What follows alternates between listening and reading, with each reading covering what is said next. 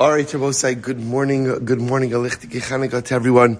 A great zechus, Baruch Hashem, to be able to begin this Yom Tov with our beautiful daf, our beautiful Masechah Sanhedrin. Begin by thanking all of our sponsors for this morning's share. To thank our annual TALMUD TORAH sponsors, the Tilson Mishpacha of Erev Chanuka, for dedicating all the Sherman Joshos this year in the zechus of finishing Masechah Basra and Emir Hashem, wading into the holy waters of Masechah Sanhedrin.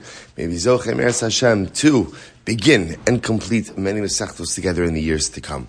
To thank our TALMUD TORAH sponsors for the month of Kislev, Josh and Becca Friedman, for dedicating all of the Shurim and Joshos this month, the creation of the Yahrzeit of Josh's father, Yisroel Yehuda, HaRav Chaim Rephael, for zechus for the safe return of our hostages and the security of all of our soldiers. Sammy and Malka Esterson, in memory of their parents, Yitzchak Laib ben Aharon HaKohen, Sarah Rachel bas Baruch Avraham, Hinda bas Henech Efrayim, and in memory of their dear friend, brave soldier, beloved husband and father, Naftali Yonah Hy ben Beatrice, Miriam and Daniel Yigal. And our Daf Yomi sponsors for today, David and Roberta Schwartz, in honor of Rebbitzin Aviva Silber and her absolutely incredible, delectable latkes. Okay, incredible. The Schwartz family had the honor and privilege of Chanukah liftoff with the greatest latkes known to Am Yisroel. Well, okay, Baruch Hashem.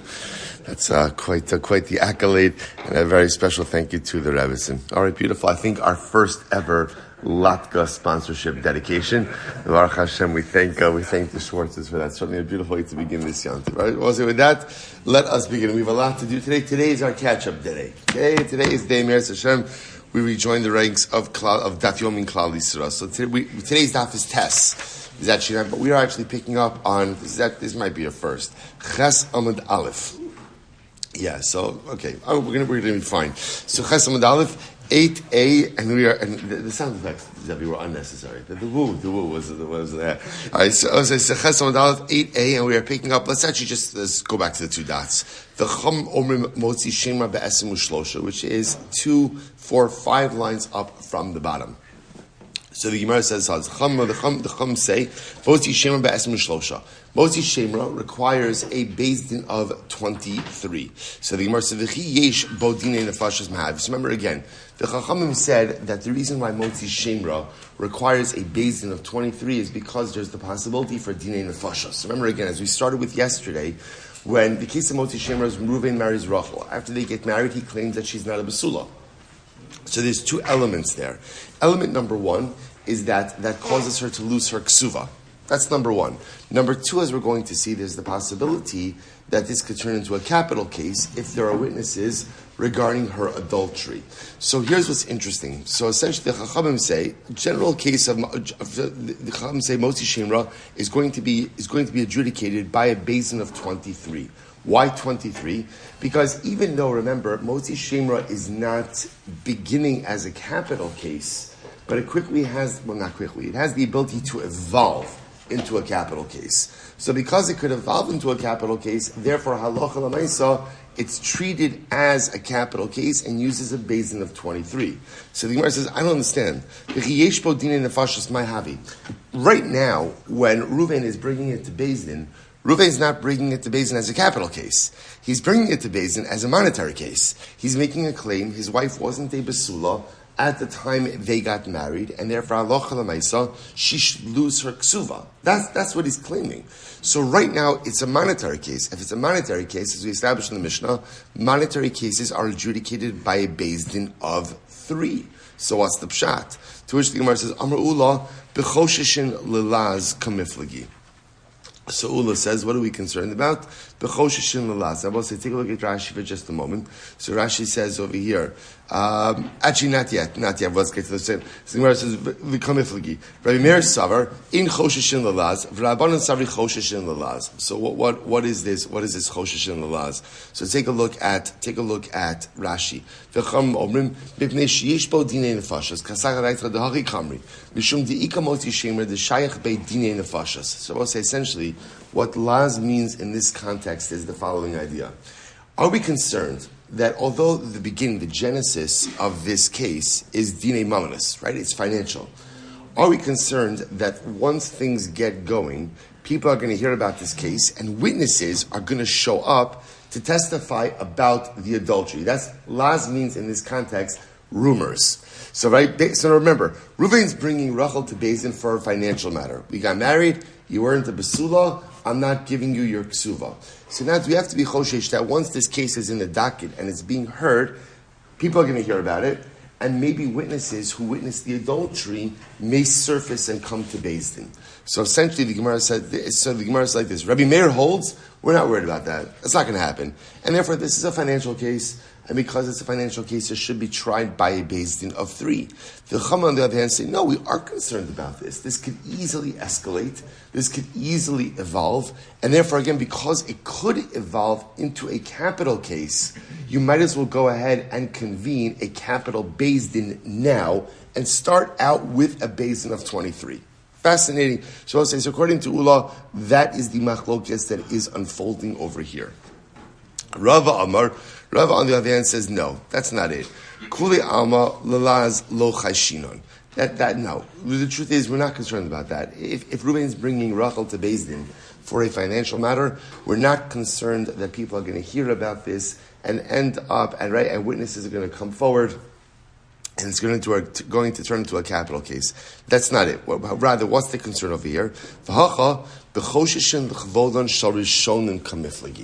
this is very interesting. Here, we are concerned about the covet ultimately again for the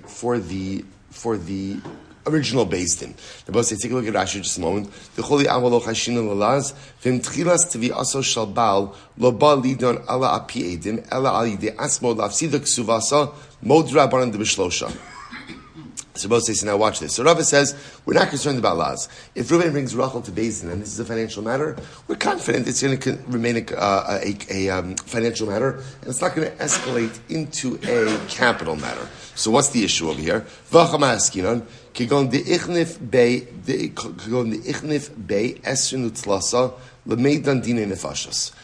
Rava says, what's the case in the Mishnah? The case in the Mishnah is like this.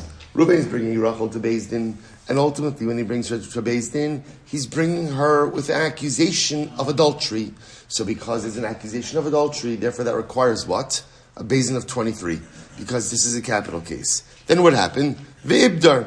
He couldn't prove the case. Otherwise, okay, so it happens. You bring an accusation, you don't meet the threshold of evidence, so the case is dismissed. Now what happens? Va'amr lahu dainu li miha dine mamanis. Now listen to this. So Reuven says, okay, fine, I got it. I tried to prove that she committed adultery. I was unsuccessful in that. But at least Beis Din, you have to accept my claim that she wasn't a besula, and therefore, again, cause her to lose her ksuva. Now, we'll say now, there's an important point that we have to highlight over here. Remember, I mentioned this yesterday at the very tail end of the shir, and so we'll deal with it today. When Reuven brings Rachel to Beis Din and says she wasn't a besula, and therefore makes that claim and therefore causes her to lose her ksuva, how does he prove that claim? How does a man prove that his wife wasn't a besula? Remember, you could prove that she committed adultery, that you'd have to bring witnesses to prove that she committed adultery. How do you prove that she wasn't a besula? So Rashi points out over here something very interesting. We'll tell you this outside, then I'll tell you. Actually, take a look at the last Rashi.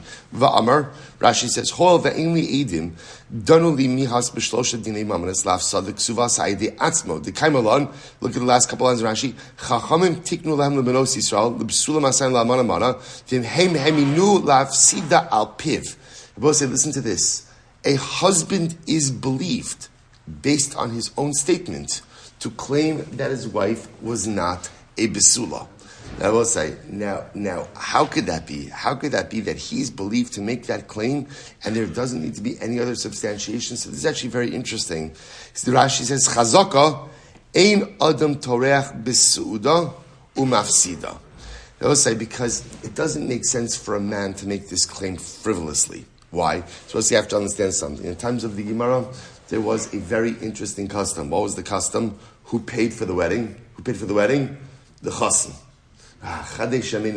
Right? So who paid? So the chassan himself, not his parents, right? The chassan himself paid for the wedding, which means that when Reuven got married to Rachel, there was tremendous financial investment.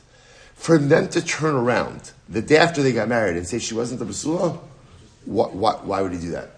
Like what? Like in other words, it doesn't. The financial loss that he's going to have, right, is so incredibly significant. So Chazal said, if you're making that claim, we believe you. So again, a fascinating halacha over here. So I just want to point out, so when Reuven brings this claim, that according to Rava, watch what's happening over. So let's frame this again.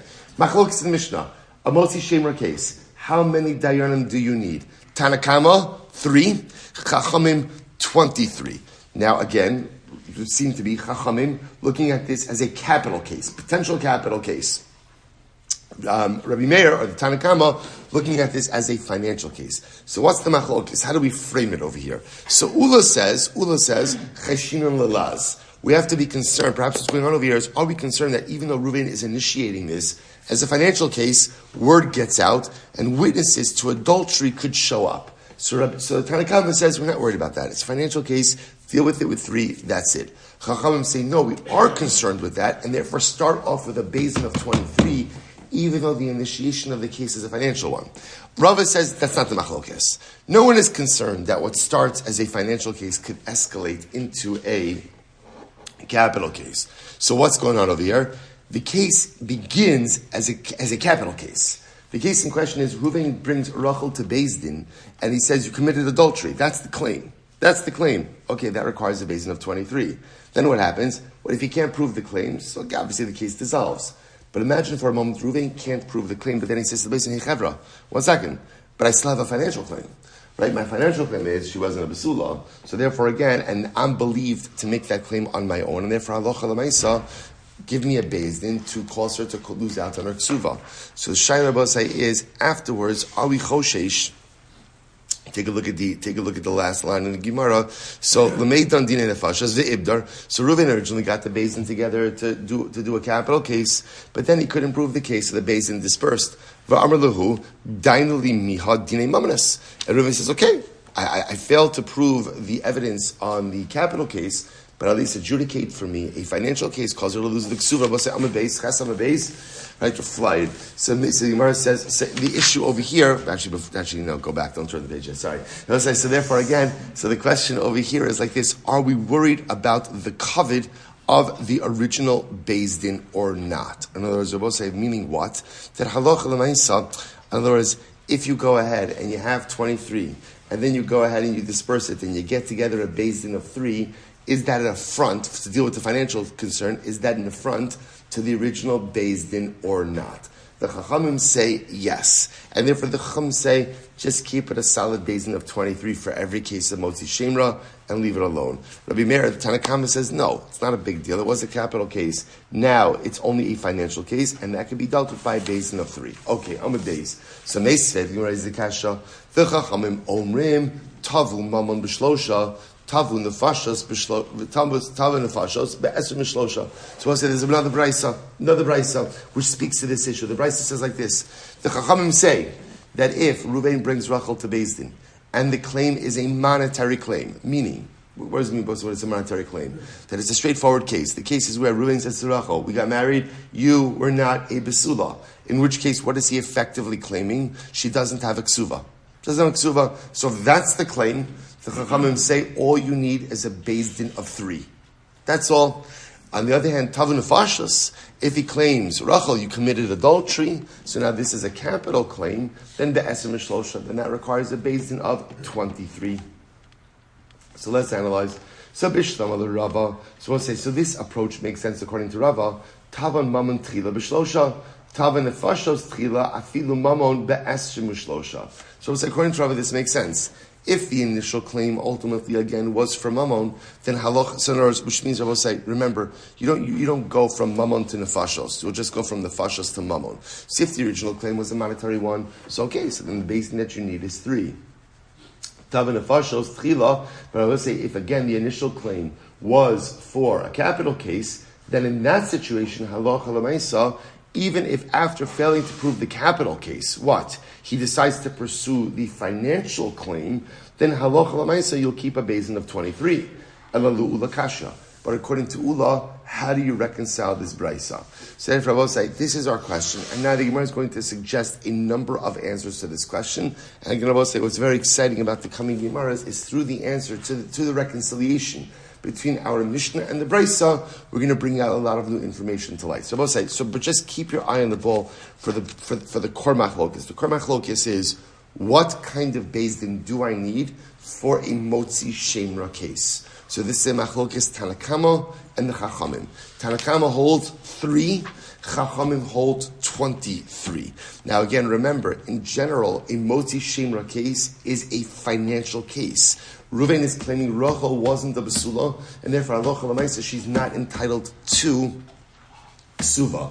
The issue, or the nuance, it's not even such a nuance, but the issue over here is, one could see how a Motzi Shemra case could easily escalate into a capital case. So it sounds like what's happening over here. The Chachamim say that because there is the capacity to have a capital case over here, keep a Beis Din of 23 intact. That seems to be what's unfolding. But let's analyze a bit more. So we'll say, but now we have a compounded problem because you have a contradiction between the Brisa and our Mishnah. Or Rava says as follows: Ani varisha bechavura targamina. So this is incredible. So Rava said, me and the lion of our chabura, right? The lion of our group.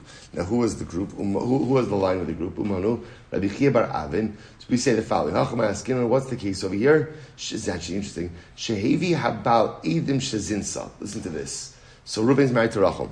Reuven brought witnesses that Rachel committed adultery. Okay. Vehevi ha'av edim vezimum le'edi habal. Then the father of Rachel, right? Because remember again, the father of Rachel is defending his daughter. So the father of Rachel brings witnesses who make Reuven's witnesses Edim Zomimin. Right? So just to play this out, right? So Reuven brings witnesses that say that Rachel committed adultery on Chaf Hey Kislev. Chaf Hey Kislev. Right? So what happens? Then the father of Rachel brings witnesses to say, hey, witnesses, you couldn't have seen that because on the 25th of Kislev, you were with us, in Eretz Yisrael. And Znus happened somewhere else. So impossible, you didn't see it. That's Edim Zolmin. Okay, so now watch this. So now, Ba Ligvos Mamon, Mibal Bishlosha.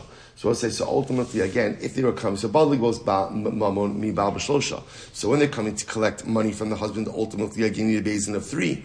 So the Gemara says, Ubemakom Nefashas, Be'esim Mishlosha. And ultimately, again, in the capital case, you're going to require ultimately a Beis Din of 23. Fine. Abaye says, so we'll say, so these are all just different ways of reconciling the machlokes. Abaye says, Kuli Alma Chashinu Lalaz. Okay, so Abaye is going back. So let's remember again the last piece. What was the last piece? The last piece said that when you begin adjudicating a case of Motzi Shemra, even though again it's a financial case, what are we concerned about, or what is there a possibility of? Possibility that it escalates, right? Laz means word gets out about this case. Word gets out, and it could cause witnesses to step forward who know about adultery. Okay, so therefore Abaye says we are concerned about. We're also concerned about the following. We're also concerned about the possibility that if Reuven brings Rachel, initially convenes a Beis Din of 23 because he accuses her of adultery, then can't prove that case, but then wants to go ahead and pursue a monetary claim. We're concerned that if we replace the Beis Din of 23 with 3 to adjudicate the monetary case, that's an affront to the original Beis Din. So Abaye says, essentially, we're concerned about both of these things. Okay, now watch this. What's the case here? Very interesting. The case over here is where the witnesses, remember again I was saying, in order for Rachel, let's unpack this a little bit. In order for Rachel to be liable for adultery, there's a number of things that have to happen. And not only the act of adultery. What has to happen? There has to be eidos, there has to be testimony. And remember again, in general, in order for there to be capital liability, what else do you need? Hasra. There has to be warning, right? A person can never be punished for an act unless, of course, there is prior warning to their commission of that act. So watch this. The Gemara says, what's the case over here? The case is where the witnesses warned Rachel about adultery, but it was what we call a stam hasra. Stam hasra means a hasra that is not fully specific. Listen to this. V'hai tanahu. Tisanyo ushar kol chai v'miso shebetorah. In general, when someone does something that is liable to a death penalty in the Torah, ein mamisin osam ela be'ida ve'edim v'hasra. So first of all, again, I will say it's going to require Eda, so Eda means a beis din of 23, right? It's going to require Edim, witnesses, Hasra, warning, listen to this, Va'ad sheyodi'uhu shuchayev misa bebeis din. And you're going to have to, again, part of the Hasra is telling a person, if you do this act, you're going to be liable execution in a beis din. Now watch this. Rabbi Yehuda says, no, that's not enough. Ad sheyodi'uhu be'iza misa hu nog, nerag. Rabbi Yehuda says it is not enough to tell a person that they are going to be subject to Misa's beis din. Rather, what do you have to say? You have to be death specific, death penalty specific, that you're going to go ahead and be liable to this particular type of death penalty. So interestingly enough, what the Gemara is suggesting over here is that halacha l'maisa is that the Rabbanon would hold that any type of hasra will work. And Rabbi Meir, on the other hand, holds like Rabbi Yehuda. Rabbi Meir is the Tanakama, holds like Rabbi Yehuda that ultimately one requires what we'll call a penalty-specific hasra. Okay? Rapapa says, Hacha be'isha chaveira askinon. Rapapa says, we're talking about over here, about Rachel is an isha chaveira. Isha chaveira means a knowledgeable woman. Right? Like, you see like a chaver, right? A chaver is someone who's knowledgeable in halacha and is careful with the precepts of halacha. So Rachel is a knowledgeable woman who is careful with halacha. You'll say to yourself, that sounds a little bit strange, given the fact that she's committing adultery. All of us have our inconsistencies. And I would say, and this is an incredibly important yisod, right? In other words, all of us have the stuff that we are very good at, and the stuff in which we are very bad at, and the things in which we are meticulous with, and the things in which we trample over. Such is the nature of human nature. And it is incredibly important. This is why Kadosh Baruch Hu looks at us in our totality and doesn't just look at us through the lens of our flaws. So again, Rachel is a very smart woman who knows halacha, but unfortunately has this weakness. Listen to this, very interesting. Rabbi Yehuda Omer, Chaver intzar hasra lefish lo nitna hasra ela lahavchin ben shogeg lemezid. So this is very interesting. Rabbi Yehuda says, and this is really interesting, that a chaver, someone who is knowledgeable, does not require hasra. Fascinating. Why?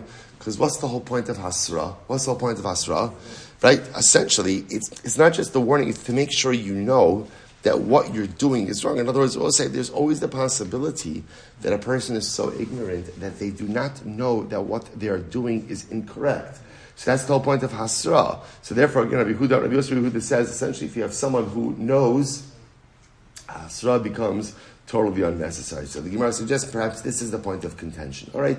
Rashi says Kigon, we'll say top of Tes in the Aleph 9a, Kigon da Asru Bei Malkus, V'lo Asru Bei Ktala. So this is very interesting, I will say. So again, Ravashi suggests that the point of contention over here between the Tanakam and the Chachamim is in a case where they warned her regarding Malkus, right, that she will receive lashes, but they did not give her Hasra for a death penalty. Okay, v'kamiflagi beplukta to Rabbi Shmuel v'Rabbanon, and ultimately this is the machlokes Rabbi Shmuel v'Rabbanon. What's the machlokes? Tisnan makos b'shlosha. So ultimately, again, makos could be given over in a beis din of 3. Rabbi Shmuel or be'esrim b'shlosha. Rabbi Shmuel says no, even malchus has to be administered in the beis din of 23. Now, we're going to see that machlokes. I think that is not tomorrow's. A couple of dapnot. Okay, Samach. We have a little while till we get that. But we'll see about it. It's actually an interesting machlokas about Malkus. Is Malkus given in just some basin of 3, Malkus a basin given of 23. So the Gemara is suggesting that perhaps that's the machlokas here between Rabbi Meir the Tanakama and the Chachamim. Okay, Ravina says Kigon Shenim. This is very interesting. Kigon Shenimsa Echa Min Ha'edim Karov Opasel. What's the case over here? The case over here is where Rachel is warned, right? She gets hasra, but it turns out that one of the witnesses is either related to one of the parties or puzzle, or somehow again is invalid for testimony.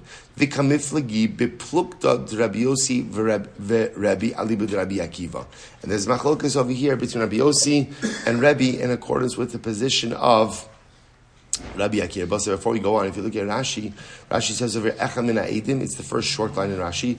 Vayusham shlosha o arba sheyechola eidos leskayim b'shar. So I'll say we're going to see over here something very interesting, that one of the witnesses to her act of adultery, right? So again, we're talking about again, Reuven went ahead and married Rachel. Rachel committed adultery. One of the witnesses to her adultery is someone who is invalid to give testimony, either because they're related or they're apostle. But interestingly enough, there is still a large enough testimonial unit to be able to give testimony even without. So for example, there were three witnesses who saw her commit adultery. One of them is invalid. So now what do we do? So watch this. Tisnan. Rabbi Kiva says as follows. Lo ba shlishi ela lahachmir alav lasos dino ki yotze be'elu. Rabbi Kiva highlights the following idea. Now the Torah says al pi shnayim edim o shlosha edim yakum davar. Right? The pasuk says either by two or three witnesses the matter will be upheld. So the obvious question that everyone deals with is, if testimony is upheld by two witnesses, then what? It's obviously upheld by three. So why does the Torah need to go out of its way to mention anything about this third witness? So Rabbi Akiva says, Lo ba shlishi ela lahachmir alav lasos dina ki yotze be'elu. Torah mentions the third witness only to be machmir, to make the third witness like the other two. Look at Rashi for just a moment. Lo ba shlishi D'mimashma shene'emar api shnayim edim yakum kol shekin shlosha nama ne'emar o shlosha edim. So again, once the Torah tells me that you could uphold testimony through two witnesses, then why is there a need to say anything about three witnesses? Lama ne'emar o shlosha edim ela lahachmir alav litin chomer be'edei sheker sheshlishi zeh av api shelo haya zeh nidon al piv lamisa shari b'shnayim she'idu tchila Nami hayanidon afilo hachi asa kasuv as dino ki yotze be'elu. So I'll say it's coming to teach us the flying halacha that the third witness, even though he was not necessary to the testimonial unit, shares the fate of the other two witnesses. So for example, if you have a group of three witnesses and two of them were made into edim zomimin, right? So halacha l'maisa, the third shares that same fate. Why are you punishing me? This was fine without me. I don't contribute anything to this. No, if you're part of the testimonial unit, you're part of the testimonial unit. Imkain, if that's the case, the Gemara says, back to the Gemara, so Imkain, Anash HaKosov as Hanitfa La'ovri Avera, Ki Ovri Avera. So it says very beautiful. The Gemara says, what do you see from here? You see from here that when someone attaches themselves to a group that is committing an Avera, even if the person did not commit the Avera, they're still held culpable. Right? We'll say, see, this is quite fascinating, right? So you see this Yisod. So here you have three witnesses. Two of them are found to be Edim Zomamin, right? The third shares the fate of that same testimonial unit. But the third guy could say, hey, I didn't contribute anything, right? The testimony was fine without me as well. Why should I be dragged into this? Rather, what do you see?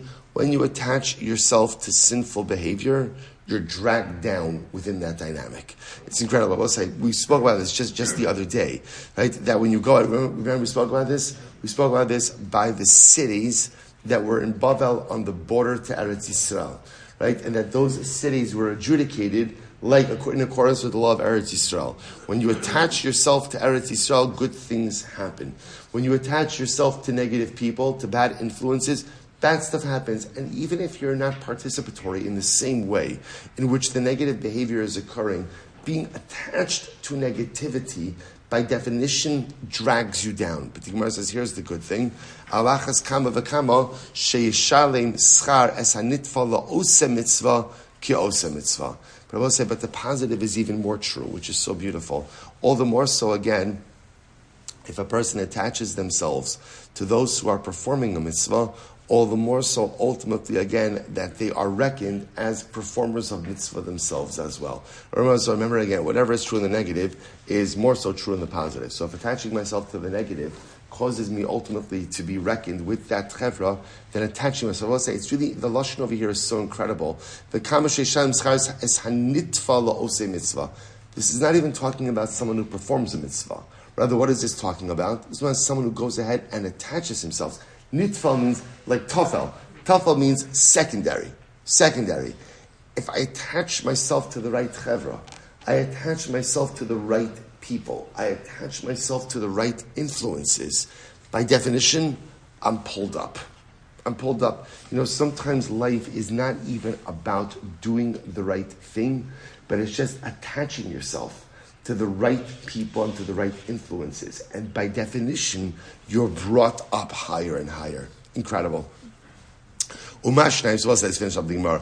Umashnayim nimsa achbem karov apostle idusam betela. So just like again, if you have two witnesses, if one of them is found to be a karov or apostle, obviously the entire testimonial unit falls apart.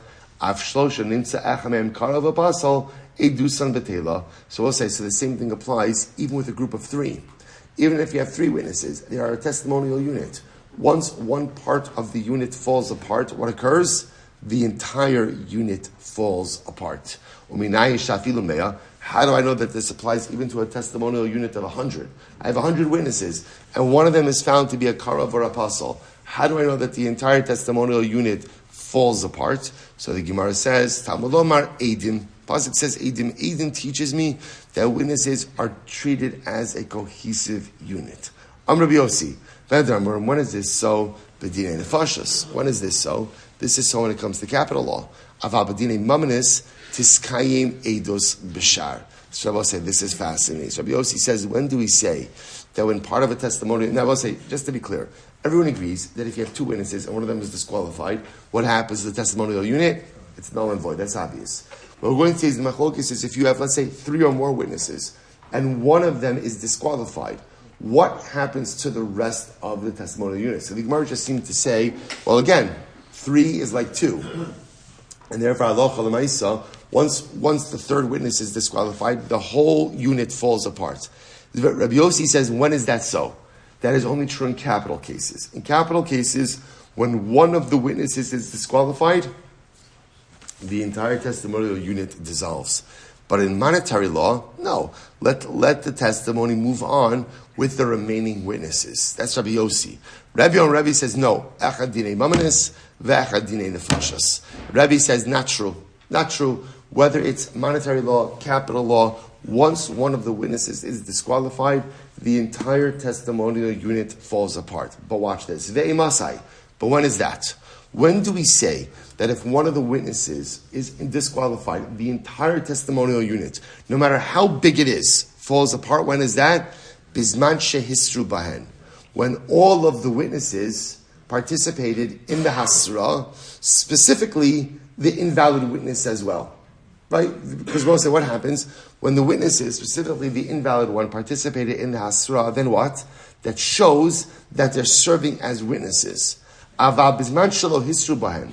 Let's say again the invalid witness did not participate in the hasra. Amud Beis.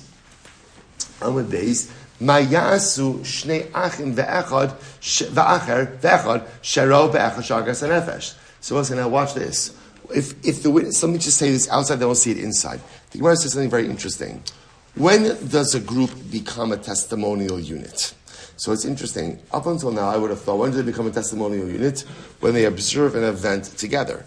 Gemara says that's not true. Rebbe says that's not true. They become a testimonial unit when they deliver hasra together. They deliver hasra, right? They're all part of the delivering of the warning. That's when they are concretized and forged as a testimonial unit. If they do not deliver hasra together, then by definition, they are just a group of people who went ahead and saw an event together. Now watch this. Let's say you have Ruvain, Shimon, who are brothers, and Avram. And they see A kill B. They see A kill B. So we'll say, so now listen to this. If Shimon and Avram are now, if Ruvain, Shimon, and Avram are the ones who all go ahead and deliver hasra, then they're a testimonial unit. And what's going to be the problem? Because they're a testimonial unit, what's the nature of their unit? Disqualified. Why disqualified? Two of the witnesses are related to each other. Not going to work. But let's say you have a situation of where Reuven and Shimon and Avram saw A kill B, but only Shimon and Avram delivered the Asra, not Reuven. So the Gemara suggests that'll work. That'll work. Because since Reuven did not participate in the Hasra, therefore by definition he's not part of the testimonial unit, even though he observed the event together with them. The Gemara says it has to be this way. Otherwise, any time that relatives observe the same event together, they can't be witnesses. That doesn't make sense. So the Rebbe said this is fascinating. When is a group concretized as a testimonial unit? When they all deliver Hasura together. But if one of the members is non-participatory in the Hasura, he does not become part of the testimonial. Now again, to become part of the Hasura, lav dafka, they all have to talk. But the point is, they're all engaged in the process of giving over the warning. So quite interesting. So therefore, let's just to bring this together. So Rebbe essentially says like this. Normally, we're going to paskin that halacha l'maisa, when you have a testimonial unit, no matter how big the testimonial unit is, when one of the members of the unit is disqualified, what happens? Everyone's supposed to say, by the way, that is halacha l'maisa. We know this because we know this from Malkus, right? What's the phrase? Eidos shebatla miktsasa, batla kula. Whenever you have a testimonial unit and part of it is invalidated, the entire unit is disqualified. Rebbe just comes along and says, that's only if the disqualified person is part of the unit. What makes the disqualified person part of the unit? He was participatory in the Hasra. But if he wasn't participatory in the Hasra, he's not part of the unit. If he's not part of the unit, then when his disqualification is discovered, then what? He's disqualified, but the rest of the unit remains intact. Look at Rashi. Just last Rashi on Amud Aleph. Sorry, going back for just a second. Rashi says over here, Bizman shehisru hakarav o apostle ba'ovrei avera shegilu daitam sha'av hin na'asim edim. See, Rabbi say in this case over here, for example, when Reuven and Shimon, and Avraham are seeing A kill B. When Reuven participates in the Hasura, what is he showing? I'm an aid. I'm an aid to this. Okay. You are an aid, it's true, sheyichyeh, but you're also Shimon's brother, which also disqualifies both of you from testifying about the same event. So this is incredible. So when the disqualified individual participates in Asra, that shows that he's asserting his identity as an aid. But if he's just present, but doesn't participate in the Asra, then he's an observer and not a witness. Incredible. So I will say, just by the this is a nugget of ridiculously important information. So again, we paskin when you have a testimonial unit, no matter how big it is. If one of the witnesses in that unit is disqualified, everyone is disqualified. It doesn't make the unit is disqualified. It doesn't make a difference if it's a capital case, monetary case. However, that's only when the disqualified individual acted in the capacity as an aid. What shows that you're acting in the capacity as an aid? You are participatory in the Hasra. But if you're not participatory in the Hasra, you're an observer, you're an aid, and therefore, when your disqualification is discovered, you're disqualified, but the rest of the group remains intact. Incredible. We'll say, testimony base 9b, second line. B by say, the other possibility is Kigon. Sheshu ba'achir and below hishu ba'edin. Oh, interesting.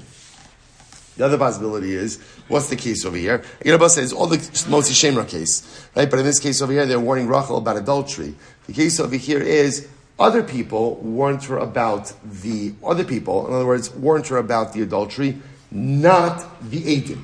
Very interesting. So you have two groups of people. You have like a Hasra group, right? And you have an Eidos group.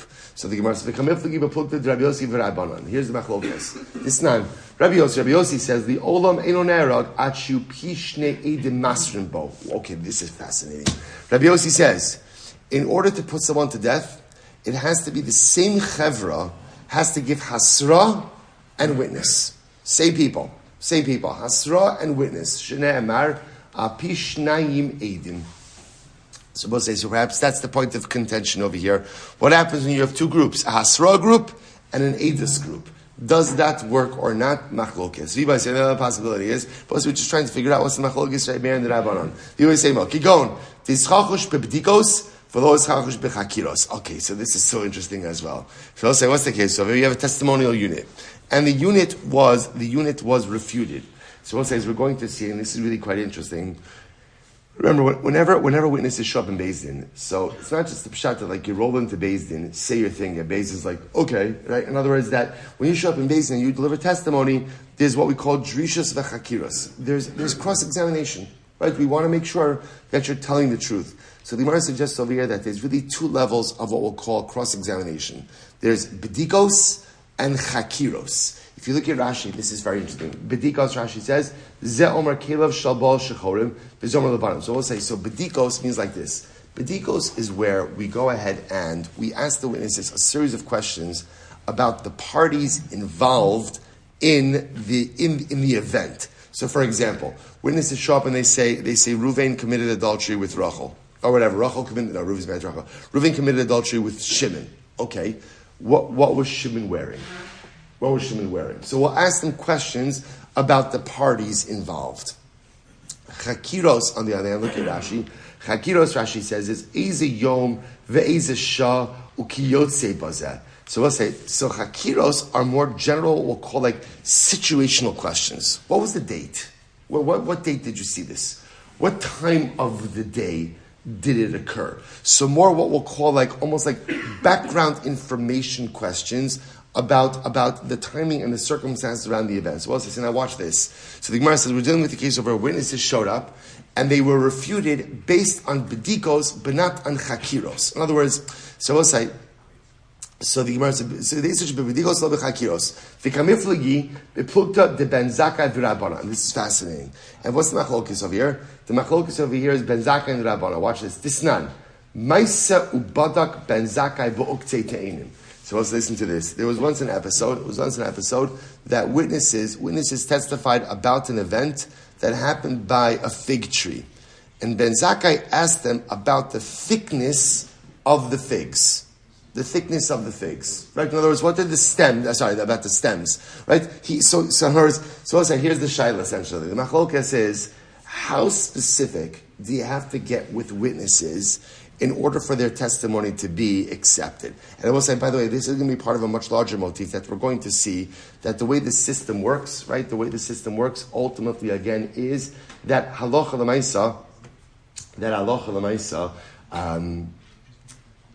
Beis Din does not want to put people to death, right? That's not what they want.